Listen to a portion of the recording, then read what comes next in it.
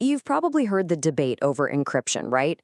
It's always framed as this big choice: national security or your personal privacy. But what if that's completely the wrong way to look at it? Today, we're going to break down why creating a special backdoor for the good guys could actually make everyone's digital life dangerously insecure. Okay, so I want you to really think about this idea. Imagine that every single lockmaker was forced to hide a master key under every doormat in the entire city. Sure, sounds convenient if you're the one who needs to get in, but what happens when the burglars figure it out? That one image, that one idea, it's pretty much the key to understanding this entire debate. All right, so where does this whole key under the doormat idea even come from? It all stems from something that's often called the golden key proposal. And this really gets to the heart of the matter. Law enforcement says that criminals are going dark, hiding behind unbreakable encryption, and they argue that they need a way in to stop terrorists and solve really serious crimes. I mean, on the surface, that sounds pretty reasonable, doesn't it? Who could argue with that? So on one hand, you've got the national security argument. We have to have this access to stop crime. But then on the other hand, you have basically every single security expert on the planet saying the same thing. Their warning is simple: you cannot build a door that only the good guys can open. They're telling us that you're not just building a tool for justice, you're building a massive, systemic flaw, a weakness that puts every single one of us at risk. So to really get why that risk is so huge, we've got to get a little technical for a second. See, a backdoor isn't some accident or a bug. No, it's a flaw that is intentionally built into the system. And believe me, that distinction means everything. So what is a backdoor, really? Well, think of it like a secret passage. It's a purpose-built way to get around all the security that protects our banking, our healthcare info, our private messages.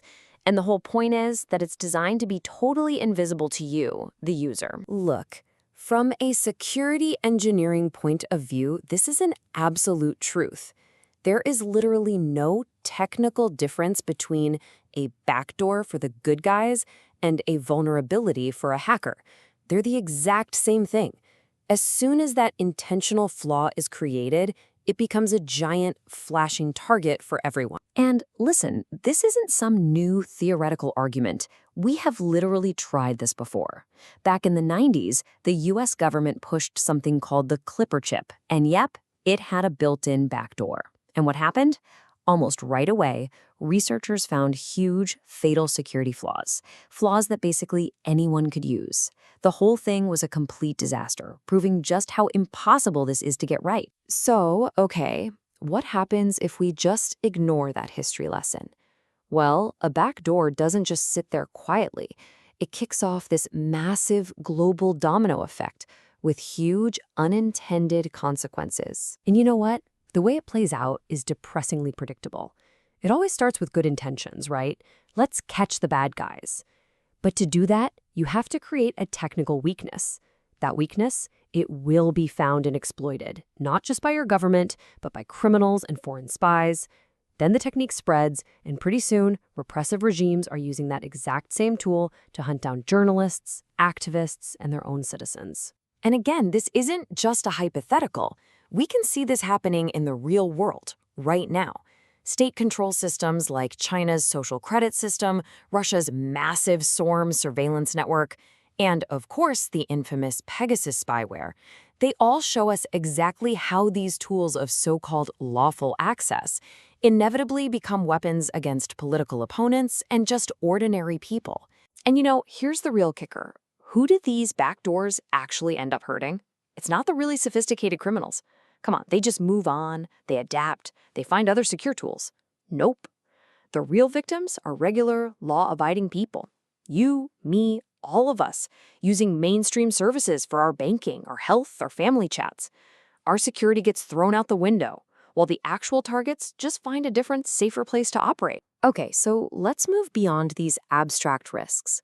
What is the actual, tangible price we would pay for this kind of insecurity? What do we really stand to lose here? How about $10.5 trillion? Yeah, that's the projected global cost of cybercrime every year. Deliberately weakening the very encryption that holds our digital economy together, That's not just a bad idea, it's like pouring gasoline on that $10 trillion fire. And let's bring that number down to something a little more manageable.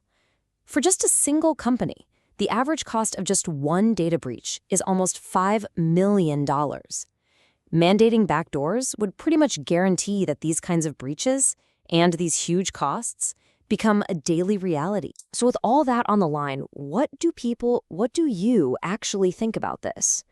Well, the numbers are pretty clear. The public sentiment is overwhelming.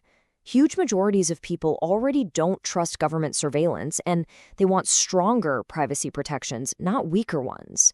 Pushing for backdoors isn't just a bad technical idea, it goes directly against what the vast majority of people actually want. And you know, the cost isn't just about money.